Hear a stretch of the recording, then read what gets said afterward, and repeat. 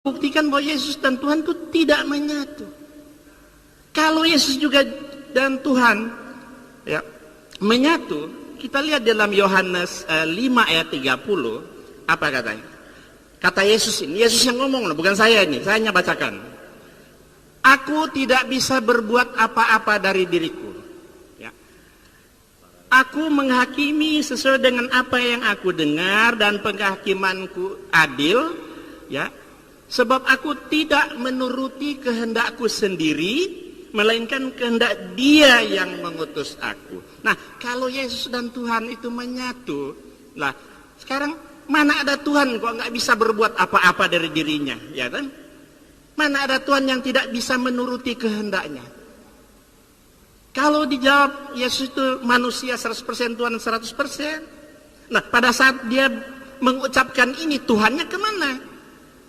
Tuhannya kemana? Apa keluar dulu dari badan Dia? Kalau Tuhan tetap menyatu, mestinya Yesus tak maha tahu. Masa ada Tuhan tidak bisa berbuat apa-apa? Tuhan nggak bisa menurut kehendaknya. Yang benar kata Yesus di bawah, ya, melainkan karena Dia yang mengutus aku, ya. Kalau Yesus nggak tahu wajar, karena kata Yesus Dia hanya seorang utusan, seorang nabi, seorang rasul. Wajar kalau Dia nggak tahu. Kalau Yesus menyatu dengan Tuhan, mesti Dia tahu dong. Nggak mungkin Dia nggak tahu kan. Yohanes 1 ayat 1-14, kata Yohanes, pada mulanya Allah firman itu bersama Allah, firman itu adalah Allah. Kemudian ayat 14, firman itu telah menjadi daging dan tinggal dan hidup di antara kita. Yohanes 1 ayat 1 dan 14. Saya punya Injil namanya The Five Gospels, buatan Amerika, 5 Injilnya kan.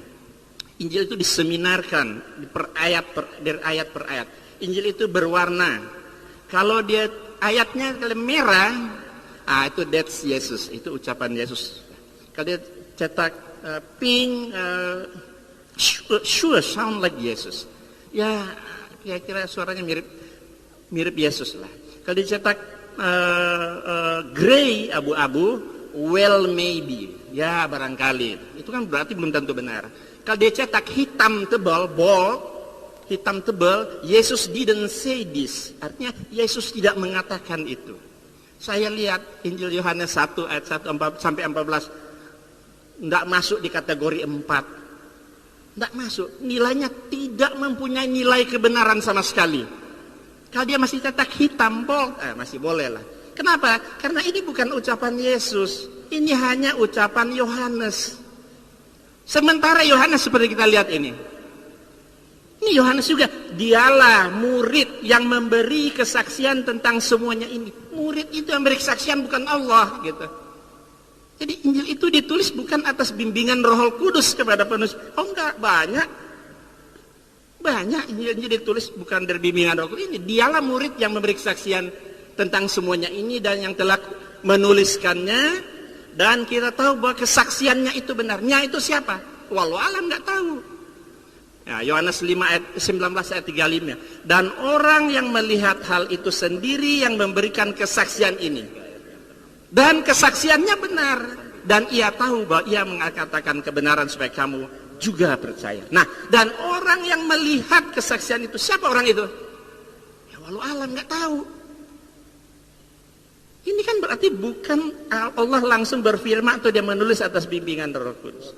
Maka sangat lemah sekali mengatakan bahwa Yohanes 1 ayat 1 dan ayat 14 merupakan Allah yang menjelma menjadi manusia. Itu sangat lemah. Itu tidak mengandung kebenaran sama sekali. Karena itu Yesus tidak pernah mengucapkan seperti itu di dalam Injil the Five Gospel tersebut, Pak.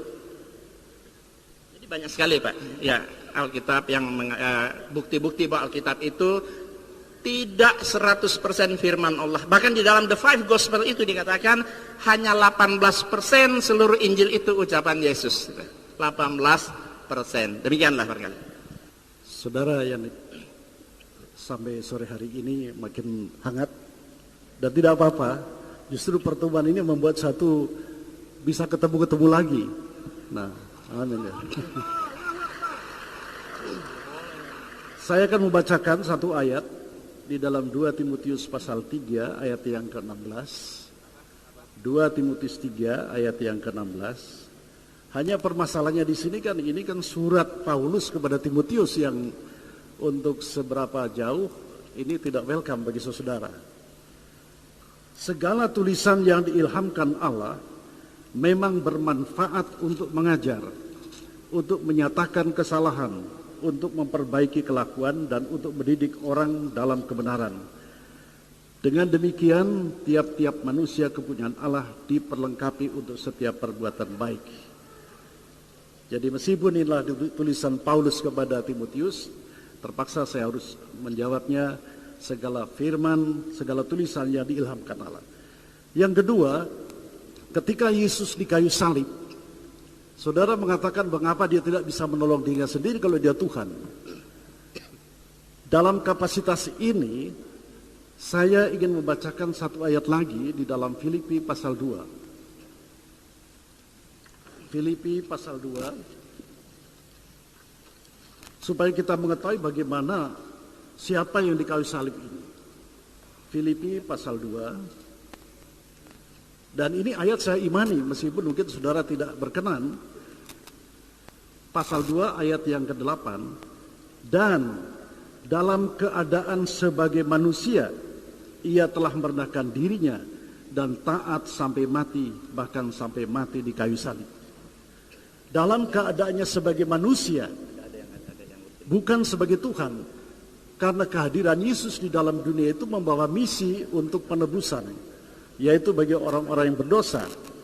Jadi pada waktu putus napas, itu segala dosa manusia di dunia itu ditumplekan kepada dia. Dan Bapa di sorga atau Allah itu tidak mau melihat dosa. Harus ada risikonya. Maka itu Yesus berkata, Eli, Eli lama sabachthani. Tetapi setelah Yesus mengucapkan putus napas, dia harus menggantikan dosa-dosa atau manusia yang seharusnya harus dihukum, ditanggung sendirinya. Tetapi karena Yesus itu suci juga menurut Al-Quran dalam surat Maryam 19, maka ketiga hari telah wafat, dia dibangkitkan kembali. Karena bumi tidak mungkin akan menutup dia sebagai orang yang suci. Itulah argumentasi yang bisa saya sampaikan. Terima kasih. Sebenarnya Pak Muhammad Fattah, Pak Pendeta, semua dalil-dalil yang Bapak kemukakan itu tentang ketuhanan Yesus adalah mengacu kepada surat-surat kiriman Paulus kepada jemaat-jemaatnya di daerah yang berbeda-beda. Sementara kita baca dalam Kisah Para Rasul, bagaimana kesaksian Paulus itu, dia bertaubat. 3 kali dia memberikan kesaksian dalam Kisah Para Rasul. Bapak bisa buka nanti Kisah Para Rasul pasal 9, Kisah Para Rasul pasal 22, dan Kisah Para Rasul pasal 26. 3 kali Paulus itu memberikan kesaksian bahwa dia bertaubat dan sudah bertemu Yesus. 3-tiganya tidak ada yang akurat satupun. Bagaimana mungkin Bapak menjadikan rujukan dalil-dalil yang dari Paulus, sementara dia sendiri bercerita pengalaman masuk Kristen, menjadi pengikut Yesus? Itu tidak ada yang akur satu sama lain. Saya ada membaca salah satu buku, ungkapan dari Uskup John Selbisfong dari Amerika Serikat. Dia katakan begini, kalau Tuhan yang saya sembah adalah Tuhan seperti yang digambarkan oleh tokoh-tokoh gereja, maka Tuhan tersebut bukan hanya tidak dapat dipercaya, tapi juga tidak pantas untuk saya sembah. Kata beliau, kami para ilmuwan adalah mayoritas orang-orang beriman yang diam karena tidak punya otoritas di gereja, yang makin lama makin sulit untuk menjadi anggota gereja sekaligus menjadi orang yang berakal. Karena ajarannya tidak rasional tadi. Hati saya tidak mungkin mempercayai sesuatu yang ditolak oleh akal sehat saya. Ini kata John. Kemudian Profesor Golder mengatakan, beliau ini guru besar ilmu perjanjian baru di Inggris, saya terpaksa harus meninggalkan agama Kristen dan dengan terpaksa pula menjadi ateis daripada menyembah Tuhan seperti Yesus yang sedemikian kecil untuk menjadi Tuhanku dan Tuhan alam semesta ini.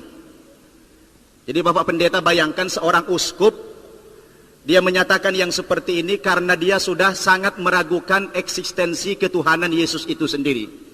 Oleh karena itu, kami menganggap bahwa dalil yang Bapak kemukakan tadi harus Bapak kembali mempertanyakan kapasitas Paulus itu sendiri, yang dia adalah orang yang pelin-pelan dalam memberikan kesaksian itu. Terima kasih. Karena kita mendekati akhir pertemuan kita dan waktu tinggal 6-7 menit, tapi kita perpanjang sampai 10 menit untuk memberikan waktu masing-masing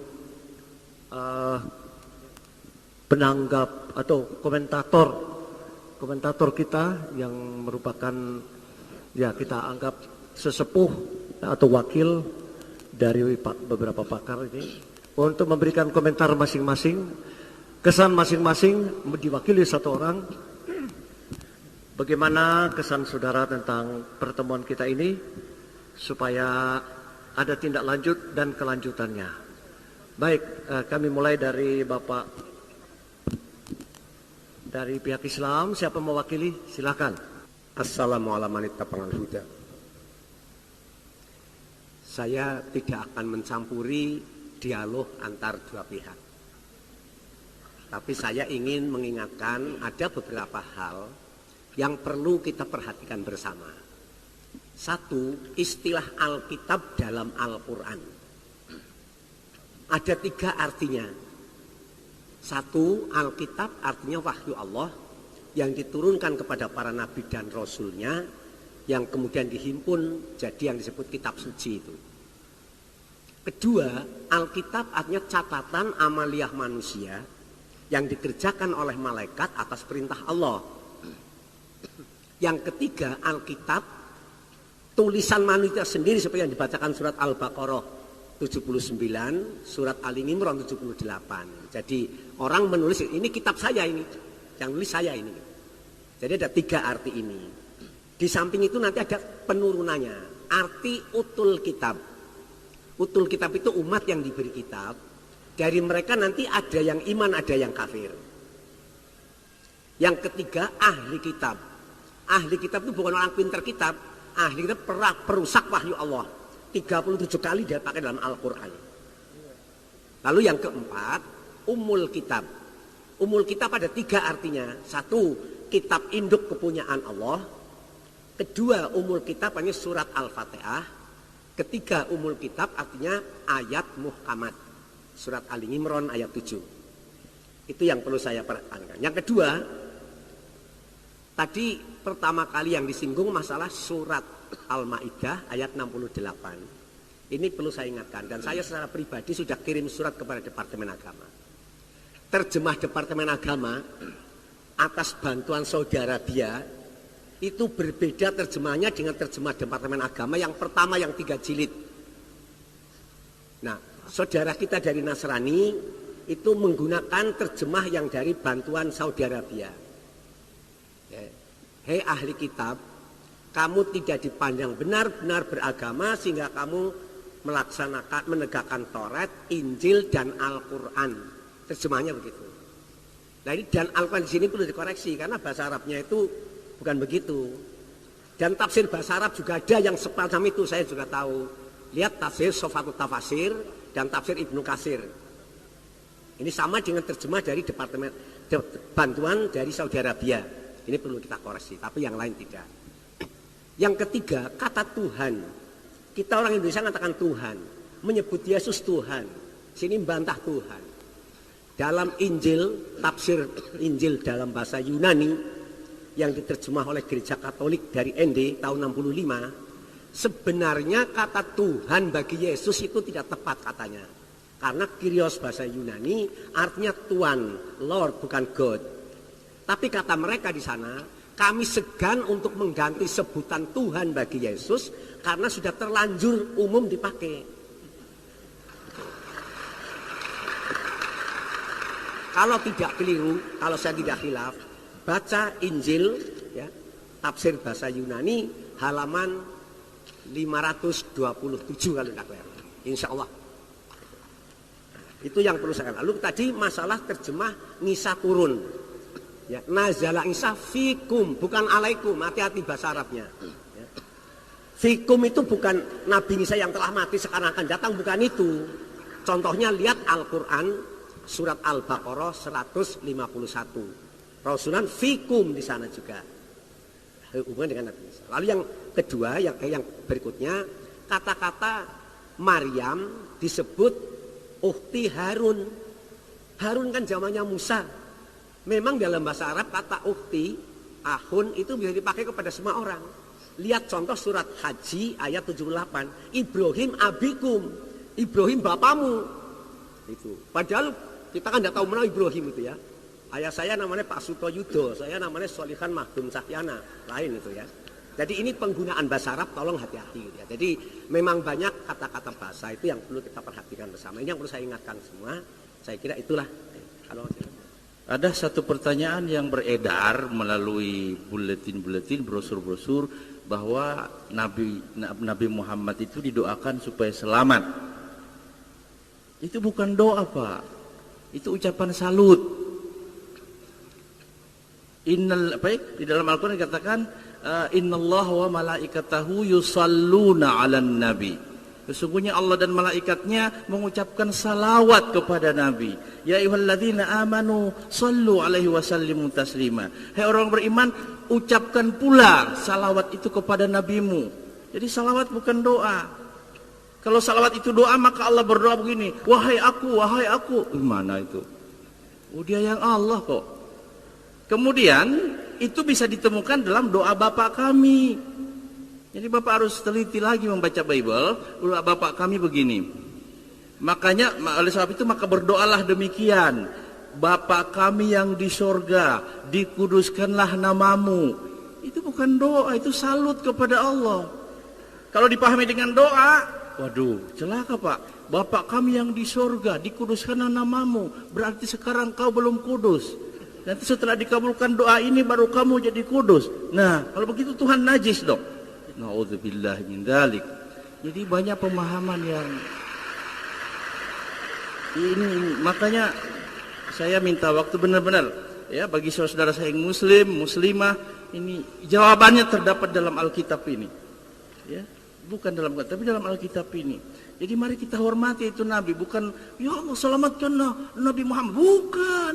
Itu ucapan selamat, salam. Saya ketemu dengan Bapak, selamat Pak. Itu salam. Jadi itu ya Pak ya. Jadi sebenarnya persoalannya mudah, tapi kadang-kadang dipersulit-sulit gitu loh. Assalamualaikum warahmatullahi wabarakatuh. Ya, saya beri kesempatan kepada pihak Kristen. Terima kasih untuk kesempatan. Mungkin saya tidak akan membawa banyak. Hanya saya kembali kepada materi kita dan konteks yang kita lihat di depan adalah dialog. Judulnya kesadaran kebersamaan. Namun saya melihat di antara kita ini menuju kepada kesadaran itu dan kebersamaan itu kayaknya agak menutup diri. Jadi kita tidak mendapatkan satu goal atau set. Kenapa saya katakan? Karena memang tantangan kita sekarang diwarnai oleh krisis 3 dimensi, yaitu dimensi iman, dimensi pengharapan, dan dimensi kasih. Di antara 3 dimensi ini, satu dimensi yang paling mewarnai kehidupan kita, yaitu krisis kasih. Dimanapun pengajaran-pengajaran itu, kalau kita berbicara tentang kasih Allah, setiap perkataan yang timbul dari hati kita selamanya mendatangkan berkah. Nah, inilah yang dunia diperhadapkan. Di mana kasih itu ada? Kalau bukan dari hati kita memberikan kepada sesama kita, yaitu aliran daripada suara Allah, suara kasih itu. Terima kasih. Pendapat kami pribadi mengenai acara ini, kami sangat senang, kami sangat bergembira, kami sangat diperkaya.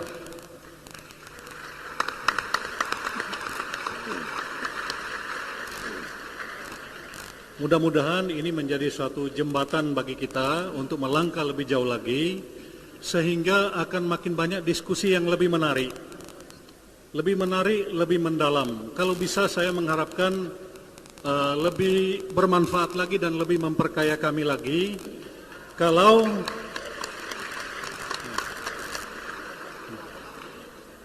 lebih akan menarik dan lebih memperkaya kami lagi kalau tafsir-tafsir yang diberikan itu merujuk kepada kitab-kitab kita yang standar. Jadi saya kira akan sangat memperkaya kami kalau kami banyak mendengarkan misalnya dari saudara-saudara kami yang muslim, kami diajarkan tentang Quran, bukan diajarkan tentang Injil atau Taurat. Sebaliknya, dari saudara-saudara kami yang Nasrani, kami berharap kami banyak juga diajarkan mengenai kitabnya, supaya lebih fair, lebih enak, daripada kita melakukan tafsir-tafsir yang sifatnya itu secara logika sangat sulit untuk dipertanggungjawabkan, khususnya kepada Pak Nababan yang selalu membawa nama ilmiah. Kebetulan latar belakang saya seorang insinyur kimia. Saya belajar agama secara otodidak. Ada satu pesan yang saya ingin katakan, hati-hati di dalam membawa-bawa istilah ilmiah. Karena salah satu kriteria dari ilmiah itu adalah bahwa apapun harus bisa dibuktikan. Apapun harus bisa dikritik secara teks maupun secara sejarah. Termasuk dalam kitab-kitab kita yang kita anut. Misalnya dalam posisi Bapak. Ya. Misalnya dalam posisi Bapak mengatakan bahwa kenapa Quran mengkritik Injil, kemudian Taurat. Tapi dengan logika yang sama, ada orang-orang lain yang tidak beragama mengatakan bagaimana kalau ada wahyu lain atau agama lain sesudah Islam dan Quran. Bagaimana posisi misalnya Muhammad Baha'u'llah. Jadi pembawa agama Bahai. Jadi dalam hal ini logika itu bisa dibalik-balik. Nah mungkin pesan saya kepada Pak Moko Ginta, alangkah baiknya kalau lebih mendalami lagi tafsir-tafsir Quran dan kitab-kitab sirat. Ada satu yang ingin saya sebutkan mengenai statement bahwa Nabi Isa hanya diperuntukkan buat orang Israel saja. Kalau kita membaca Sirah Ibnu Hisam dan Sirah Ibnu Ishaq, itu sangat jelas dikatakan bahwa Nabi Muhammad mengajarkan kepada jamaahnya bahwa jangan meniru contoh yang dilakukan oleh para Hawariyun. Hawariyun ini adalah ke-12 Rasul Nabi Isa yang disuruh oleh Nabi Isa untuk ke seluruh dunia. Tapi ada yang ragu-ragu dan malahan tidak mau mengikuti. Contohnya misalnya, salah satu orang murid Bartolomeus yang dalam bahasa Arab disebut Abu Salma, oleh Nabi Isa menurut Sirah Ibnu Hisam, beliau itu dikirim ke tanah Hijaz, ke orang-orang barbar, orang-orang Arab. Jadi saya kira alangkah baiknya kalau kita merefer ke kitab-kitab kita sendiri.